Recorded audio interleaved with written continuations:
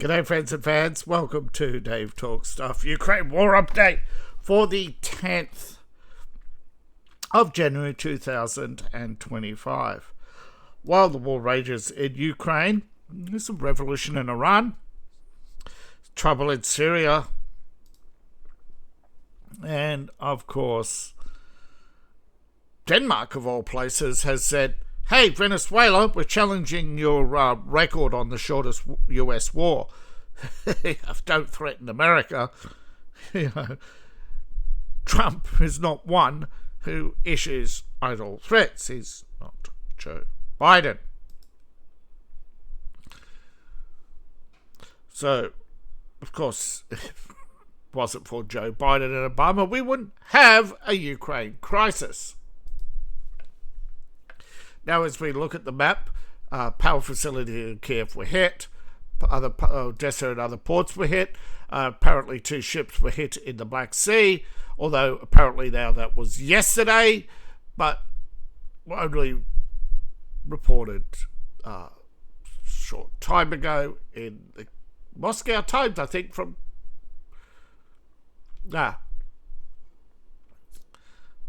of course, it was probably in the Ukrainian news. Okay, so Kharkiv was hit. Was Dnipro? No, Kryzhny. Yeah.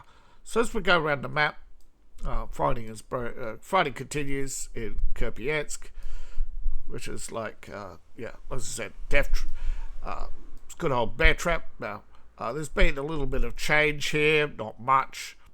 A little bit of change, but not much in the Lyman area. The Russians are, and the advance is like, hey, we went past the road. They didn't advance far towards Lyman. Now, apparently this is Zelene up to this part. Now, this definition has actually changed over time, but this whole area is Krasny Lyman, and this is Lyman on its own. Now, there's other Lymans as well in Ukraine. This is the problem when trying to find what is what in Ukraine. But yeah, this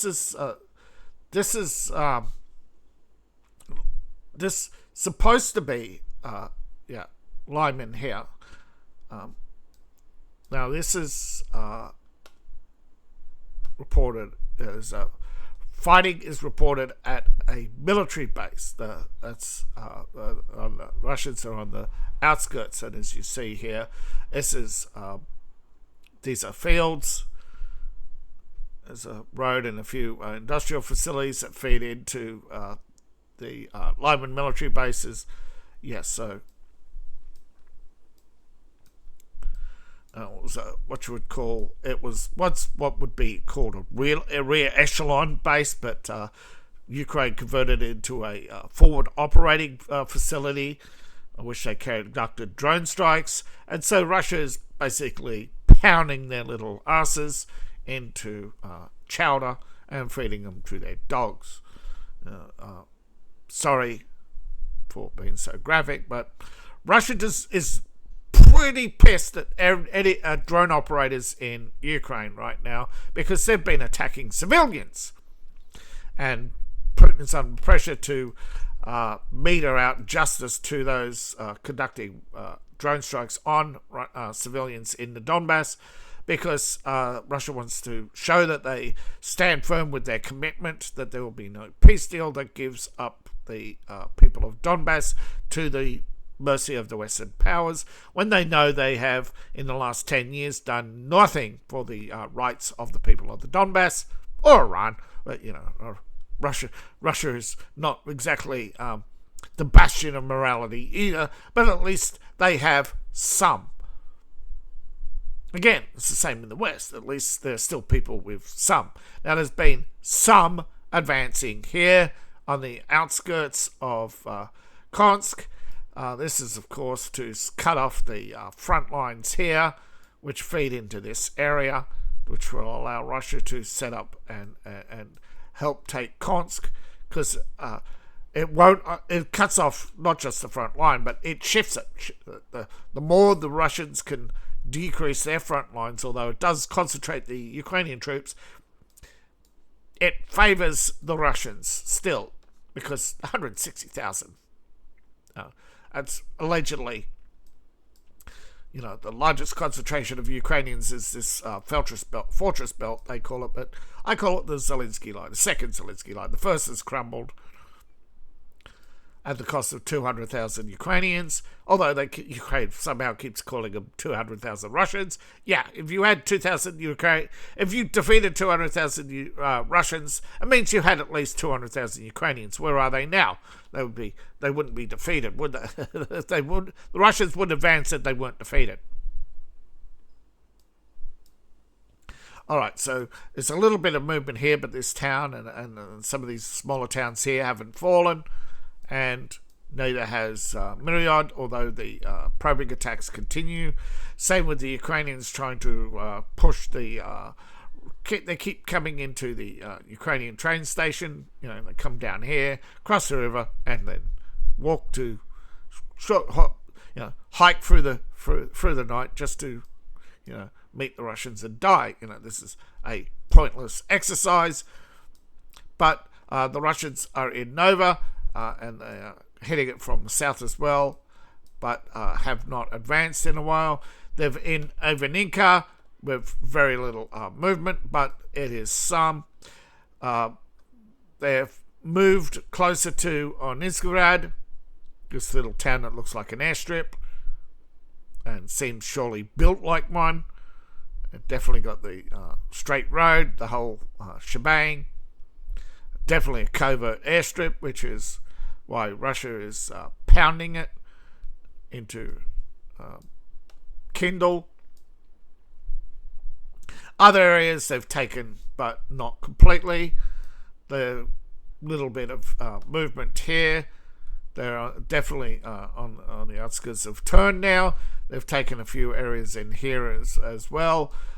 With Zelene, the latest to fall. They still haven't entirely cemented their river crossings due to the artillery and pressure from the missiles, which can, believe it or not, as we zoom out, be up here, right? Ukrainian missiles primarily launched off back roads, and then they retreat into these wooded areas scattered throughout Ukraine, and disguised as trucks move about. Russia is, of course, working on identifying the disguised missile launchers that are disguised as trucks. I'm not saying yes, you've probably seen them. Most of the missile launchers are tracked on wheels, but what I mean is they make them up to look like civilian trucks. They put a facade on them, a shell over. Now, it may look weird, and you may think they look too military to be disguised. Yet, obviously, military planners had something in mind, to make sure they looked had low profiles when they're sitting in the dark woods. But modern equipment, you can't hide from modern micro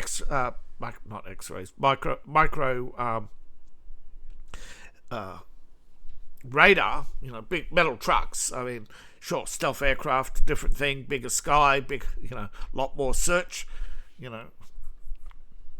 lot harder to spot a high altitude aircraft than it is for a high altitude aircraft with down radar to find, or not just aircraft, say satellites, to find vehicles. It's identifying which vehicle is which is the needle in the haystack. But Russia's primarily not focused on identifying them, but just countering Batrium, make him drain their missile supplies, wearing them out with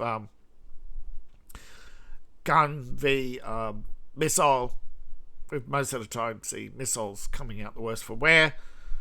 So here we have hardly any movement on the front line, but still some movement. Ukraine, of course, hitting parts of the Donbass, and in retaliation, Russia slams Kyiv, against the wall. But yeah, Moscow Times, independent news from Russia, is 17 hours ago. So after I broadcast, there was an attack on Ukrainian shipping. Ukraine was the one who said that the crew was Syrian. These were grain ships, allegedly. We don't know. But Kyiv has accused recently of also attacking Turkish ships.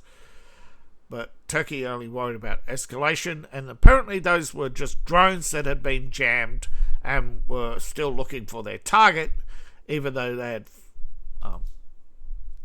so we don't know. Alright, so we have a building slammed again, broken by missile impact. But this small missile impact, I would say, was probably the air defense missile. But you never know. You never know, because Ukraine will not produce photos. And even if they did, the pro-Russians would say, "Oh, that's just CGI," and it's just like when Russia produces photos of Ukrainian drones, they say, "Oh, that's just a CGI shit." So each side is going to have its supporters who are going to dismiss everything, and there's going to be new critical analysts in between. But Ukraine's temperatures fell dramatically today to 14 Fahrenheit. Basically, this is 10 degrees, but this is below freezing. And power out cities have obviously cost lives. Hospitals are full, both in Russia and Ukraine, because of power cuts. WHO is condemning the attacks on healthcare, but whether or not it's deliberate, who knows? Again, repeating a lot of this is repeating stuff about the Omsk missile strikes. Zelensky, they're attacking us, and then they go out and attack Russia. And then when Russia retaliates, they go, they're no fair, they're attacking us. But Qatar has expressed regret, but that's about it over damages, and it repeats its call for a resolution to the war through dialogue and powerful means. Meanwhile, the UK is putting together money for war. So the West does not want... Well, the UK... The retarded British do not want war, well, allegedly, but they do. The British public have been deceived yet again, like the British establishment deceived you in World War One, World War Two, and on it goes. So... European leaders, of course, cannot make up their mind, cannot properly assess the situation in Ukraine, and don't know what to do, according to a Swiss MP, who said European leaders did not experience World War II. They've only come of age at the end of Cold War, so they don't really have historical perspective to understand the situation, right? Where they actually calling out the fact that, unlike some, right, who are capable of conducting rational analysis, calling out, pointing to Viktor Orban, Robert Fico in Slovakia, and Alexander Lukashenko, of all people, in Belarus, called out as rational analysis, saying that they don't have the geopolitical competence to manage a crisis situation. Yeah, they're used to getting their own way. In other words, they're just little bitches who've never actually had any hardship. What do you expect? They go to private schools. They get groomed for the more they succeed at their airs and graces and being good little establishmentarians. But they don't actually solve crisis. They cause them and just sit back and do the bidding of the World Economic Forum. And all the people named are not Viktor Orban, Robert Fico, and Alexander Lukashenko are not friends of the World Economic Forum. Ironically, Putin used to be, until he decided that he did not like the gay agenda. Remember, folks, this war in Ukraine is not about Russia's invasion. Okay, this war started before that. It was about the transformation of Ukrainian society through covert means, colour revolutions, and of course overt violence against resistance, which mostly was ethnic Russian, and then attacks on Russia for their stance against the LGBTQ plus IP in your face agenda. And Merz is France and UK has declared their intent to deploy forces after the peace deal is signed. Merz is going, nah, we're far off from that, and I'm not going to do anything about it because I don't want a war with Russia. Well, finally, Merkel 2.0 might actually have his brain cell, more than one brain cell firing on at least some cylinders. He might actually start having a semblance of critical thinking. Quick, someone check his meds. He's probably he hasn't taken his daily pacifiers. My God, Merz might actually be turning into a human being of his own volition. The establishment must be having an epileptic fit right now. But of course, Keir Starmer, on the other hand, all the way with WEF, allocating millions of funds that should be going to grannies. Of course, no, Granny Armour. He's got their vote, so why does he care? He got their vote. He don't care. They die. He's got their vote, got in, and then says, I'm going to bring in Muslims because you're going to die off soon, so you stupid cunts. You didn't have kids. You mean nothing to him. And you mean nothing to me either. You're nothing but a bunch of useless, useful idiots. That you're not leaving the world a better place for children. You didn't have any, you rotten cunts. No, most of Labour, what is it, 43% of Labour or something haven't had kids. That's despicable genociders. Maybe it's not that high. Maybe it's exaggerated. People do tend to exaggerate, and search engines tend to get things wrong sometimes. It's hard to always be reliable information. But one thing we do know, good old two-tier is a granny harmer, right? And I think a lot of people would agree with me that he chases rent boys. All right, so the United Kingdom is decided that you're over 18, you're no longer useful to the state, so we're going to get rid of you because you're likely to vote against us. But, of course, Foreign Minister Lavrov has gone, no. But, NATO troops and their allies, UK's spending, overspending, they're going to core budget, they're headed towards a economic collapse. Right now, I think it's like China, where they've been secretly selling off assets. Who to? Who are they selling it off to? Oh, obviously the banks.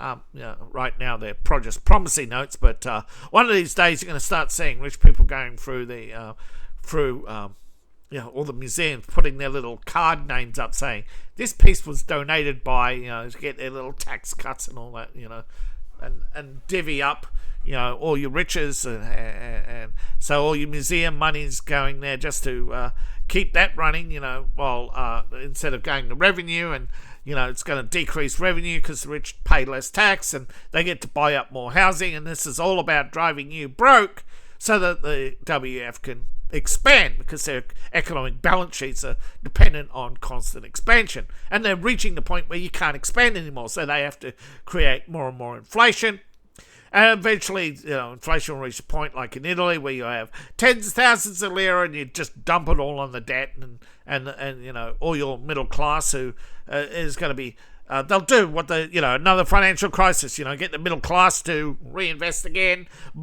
sell you all these derivative products, and as soon as they've sold off all their debt, Goldman Sachs goes, oh look, our balance sheets, we've balanced our books, and we bet that $1 billion that the derivatives would collapse. Wait a minute, they're your derivatives. So they'll collapse. That's insider trading. I say, no, it's just a financial product. We may, Nobody takes the establishment on. It wouldn't take, a genius, but the problem is, of course, the establishment is so corrupt. You can't get an honest jury in most countries anymore, Maybe in a criminal trial now and again, but most of the time juries are biased. Just look at the E. Jean Carroll case. Just you look at how Letitia James walked out of court, even though she's guilty. She walked, though, in and out of court. She's still got a job. But yeah, a war with Russia. It's ridiculous. Of course, we know the likelihood is that Russia could lose, and then, well, partly lose. They'll go scorched earth. But it's, of course, Britain wanting the Black Sea naval base, right? They want their little empire. They want to feel like they are the masters of the universe again, and the average Briton never felt like that. The average Briton just was born into an empire they didn't like or understand or care about.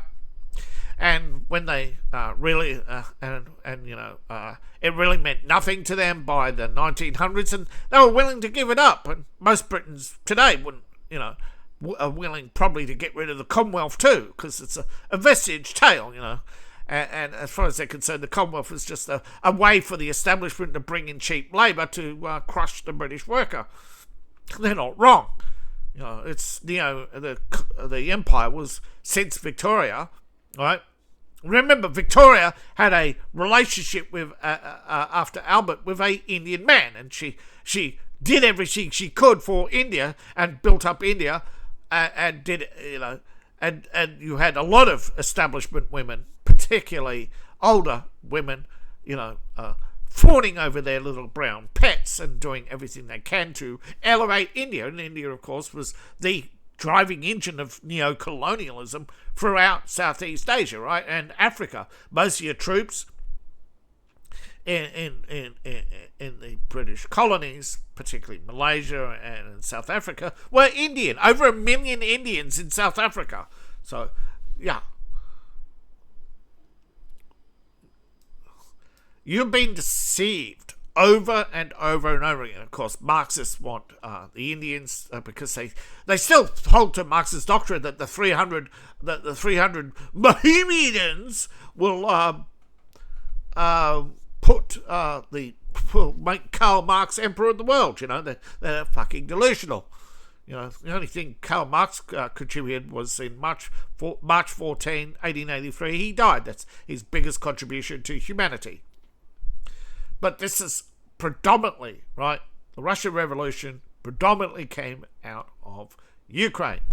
A lot of your sex trafficking in Europe, Ukrainian women, a lot of your modern OnlyFans, and of course gun and drug trafficking. Ukraine is the money laundering capital of Europe right now. It is a shithole that does not need foreign troops. It needs police. It needs its people. Of course, it's never going to happen because deep down, the two-faced, give me crowd are always going to vote for the biggest give me. Who's going to hand out the most money, and women are going to go, give us money for education and healthcare and jobs as teachers, and you can steal as much as you want. So, because we want to steal and have our holidays in the Bahamas, Meanwhile, the average poor old Ukrainian worker gets only $6,000 a year. It's, and of course the left go, oh, that's the establishment. You're the establishment. It is the left who are doing this.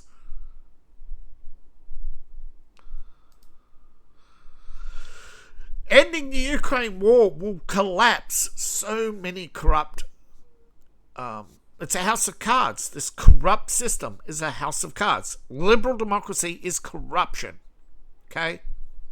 Because there is no respect for rights. It's just the majority whim. So, thank you for watching. Please like, share, and subscribe, and please support the channel. Ko-Fi, Patreon, buy my books, buy my merch. See you in the next video, and bye for now.